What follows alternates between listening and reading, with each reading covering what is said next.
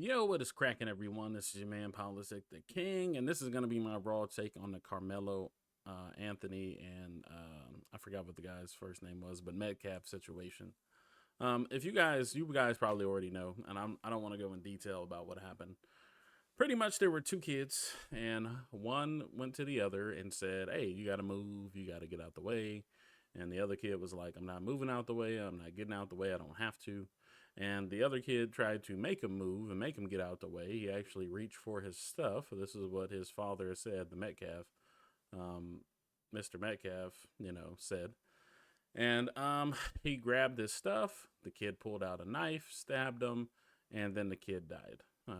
The other kid gets arrested, of course, for the crime or for the murder. Um, and there's been all this chaos on the internet. One thing that I really tried to understand from this situation is the angles. Because as somebody who is conservative, more conservative, like I try to listen to people and not be biased, right? Like, because a lot of conservative, speakers, right? They have ideas, and you're like, okay, yeah, I do believe in the traditional family. I do believe in,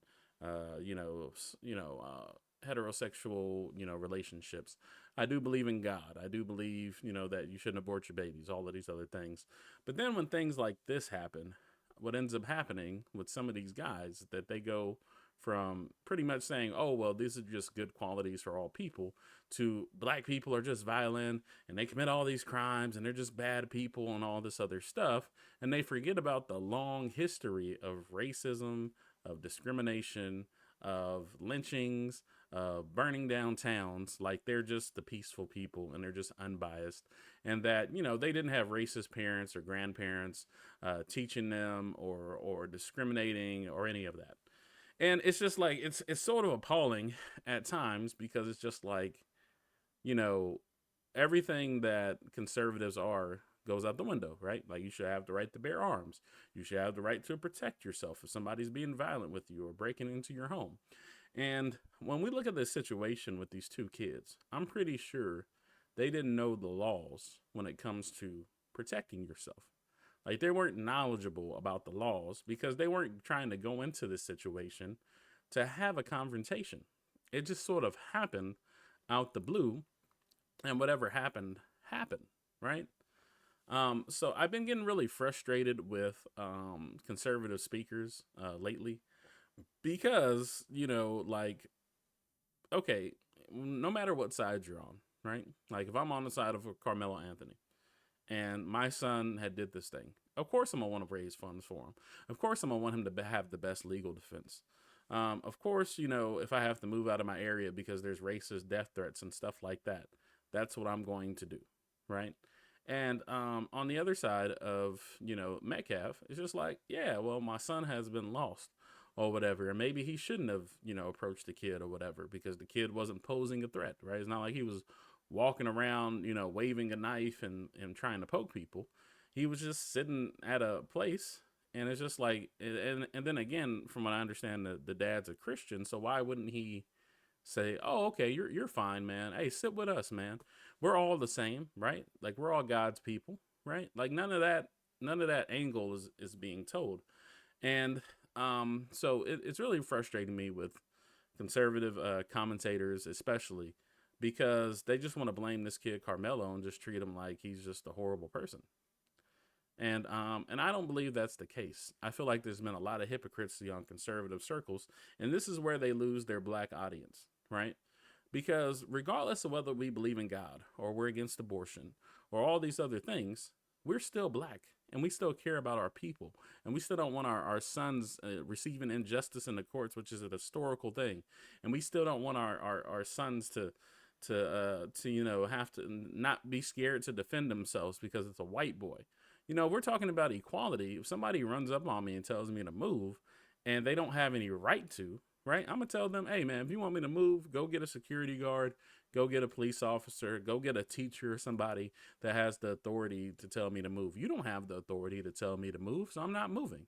And if you reach for my stuff or whatever, even if I didn't have a knife or a gun, right, I'm probably going to beat you up with extreme prejudice, right? So, that's the thing. What if Carmelo Anthony punched a kid and beat the kid up and he had a seizure and died? What if Carmelo Anthony put the kid in a chokehold to get him from taking his things and he died of suffocation? Would it make it any less of a right for him to have to defend himself? Because you don't know what somebody's thinking when they approach you with violence, right? And the other thing is there were so many witnesses there, right? There were so many witnesses there. It's like 35, 40 witness statements. You have to understand that there was a big crowd of kids that were coming up on Carmelo by himself, right? And while all the kids didn't participate, they were crowding around. They probably saw the event going on. So that's an extreme amount of intimidation. And while you could run away or while you could do something else, you have the right to defend yourself. So whether in the legal scope, this is going to be defense or not, because most people in this situation, what they're going to say is, well, it ain't my kid, right? And it's not my situation. So they're just going to, they'll watch the news and they'll hear the commentary and they'll move on, right? That's what will happen. But as far as being a black man in America and saying, what would I tell my son if my son was being approached by anybody and attacked? I'm going to tell him to defend himself. I'm going to tell him if they're coming at him aggressively, defend himself. I'm not going to tell him to bring a knife because, of course, that's against school rules and stuff like that. But I would tell him to defend himself. And I would tell him that nobody has the right to do nothing to you, So, these are teenage boys and these are teenage kids.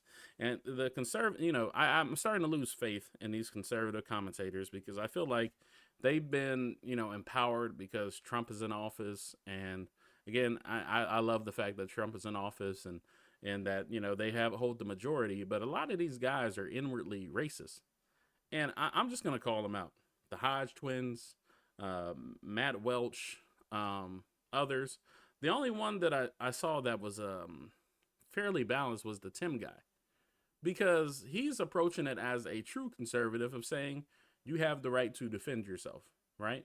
If you were in this situation, what would you do? And that's what all these conservative commentators should be saying.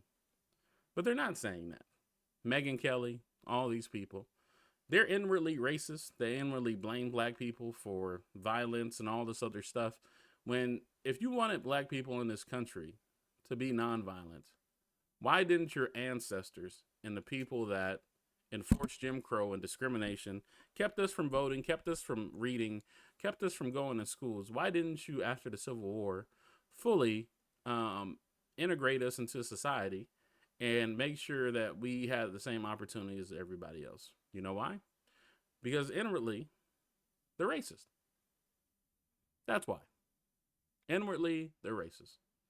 And while, again, we have been moved post-civil rights and all this other stuff, the other thing that I want to say is that white people weren't marching for black people's civil rights.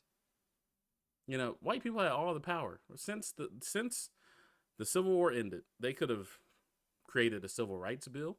They could have made sure there was equality for minorities in this country or marginalized groups, and they didn't. It wasn't until black people rose up, started rioting, started protesting, that a bill was signed for civil rights, which validated the Constitution and validated equality in this country. This is not a product of white people. So it's like white people always want to argue, oh, well, we're in a different age and, like black people can do whatever they want, all this other stuff, but they don't want to take responsibility for the damage that they cause for hundreds of years that have given people mentalities, that have segregated people into certain areas, that redline people, all of this other stuff. So these people don't have any right to talk about, they do, but they don't have a right to talk about black issues unless they're going to bring that into the conversation, right? There's a reason why hoods are hoods. There's a reason why black people in every nation in this country, and I've visited a lot of cities and different states, there's always a black community, and then there's the suburbs, and there's downtown, and there's white people, and maybe some other communities. You know why? Because white people didn't want to integrate with us. They didn't want to be around us. They didn't want us marrying their children. They didn't want us being friends with them, none of this other stuff. It was racism. Racism. Purely racism. So I'm losing faith, you know, like I'm gonna vote what I feel is right, right? And if that's conservative, that's what I'm gonna vote. If that's Democratic, that's what I'm gonna vote.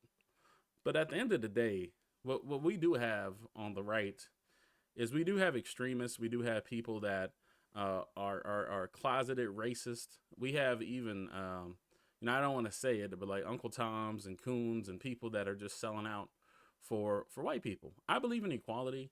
I believe that we're all equal, and that doesn't mean we are all equal in the sense of I have more money than this person or less money than this person, because that's just life, right? That's just life. But I believe we're all equal. And I believe that people have to take responsibility for their actions, man. You know?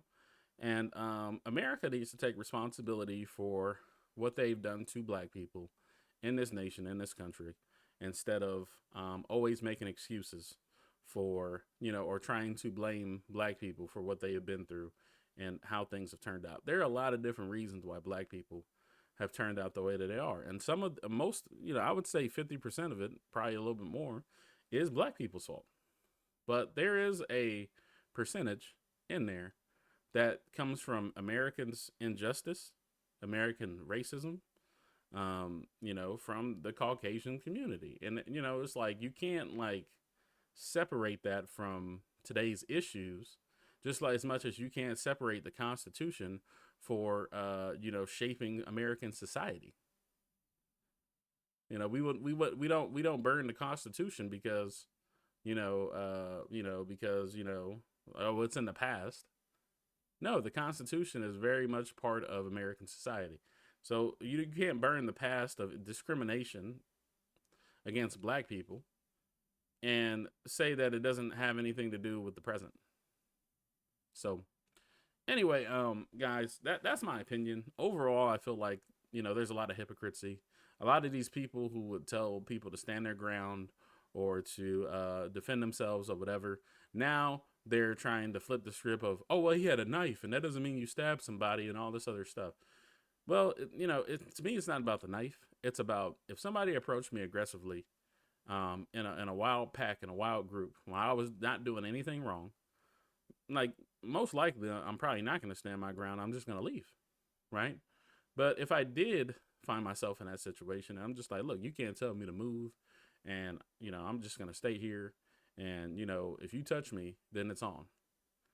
Then it's on after that. If you decide to try to be the police after that or whatever when you're not, then you are going to get what's coming to you. So unfortunately, that means there was a loss of life in this situation, and I do feel bad for the parents of Metcalf, and nobody wants to see a child die, and nobody wants to see a child go to jail. But this situation happened, and I think this is really like it's like pulling back the curtain of what people are really trying to say, that defense is only for white kids. It's not for everybody. If you're not white, then you can't defend yourself. Matter of fact, if you're white, if you have somebody sitting in the wrong seat at the theater, you should tell them to move, and if they don't move, you should make them, right? If somebody's sitting in the handicap section of the bus, you got to make them move, if somebody's sitting in the wrong section at a birthday, you should tell that person to move out of their section. And if they don't move out of their section, you should force them. Does that make sense at all? Maybe you politely ask somebody to leave. They don't leave. You just go to the staff at the establishment and you ask them, hey, this person's in our section and we booked this out. Could you tell them to move? So I don't see where that conversation isn't happening in these conservative circles. I'm very conservative, but I'm also a black man, and I care about black people. And I'm not going to just join the conservative side and side with whatever they side with just because that's what's popular, and that's what keeps the views coming. I'm a side with what I feel is right. And if this table was turned around and this white kid stabbed this black kid, I don't think these political commentators would be condemning this white kid like he was a bad person. So that's my opinion, guys. I just wanted to share that. This your man Politikdaking. Hopefully I'll have more other content on here. Let me know what you guys think about this situation. Again, at the end of the day, you know, we're so distant from this situation. You know, where you can donate money or where you can voice some things online, which I have. At the end of the day, guys, this is just a sad situation for both people. But as a black man, I feel like I have to stand up for Karmelo Anthony and just say that as far as all the facts as of right now, this kid had every right to defend himself. Now, again, stabbing somebody and it being fatal, that's horrible. And I definitely don't think he should have brought a knife to school, especially if that's not allowed. But at the end of the day, if somebody's coming at me aggressively and grabbing at my things, and let alone getting in my face, arguing with me, being aggressive, and acting like they're the police when they're not, well, I don't know you from anything else, and I don't know what your intentions are. And if I have to, and if I had a knife and I felt like I needed to take it there, then I'm going to take it there. So I'll be praying for everybody in the situation. And these guys are hypocrites, man. I've unsubscribed from so many people that I thought were balanced. But a lot of these people are just sellouts, man. And especially conservative black commentators. They're just sellouts, man. They're just sellouts. They don't care about their own people. They only care about being right or having favor with the Republican Party.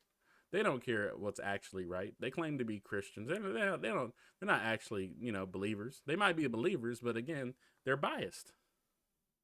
You know, ultimately I put my faith in God, and then I'm conservative. But again, like, if the conservative party goes off of the deep end, I'm still going to do what I feel is right by God. And I'm going to be fair and balanced. And that's what we should be. But these guys are obviously biased, and obviously black people should not listen to them. Let them have all the white, you know, racist, you know, conservative people on their side or whatever, because they like hearing a black person speak against their own people. But black people are not with you. Black people are not with you. And they shouldn't be with you because you don't care about them. So I'm out.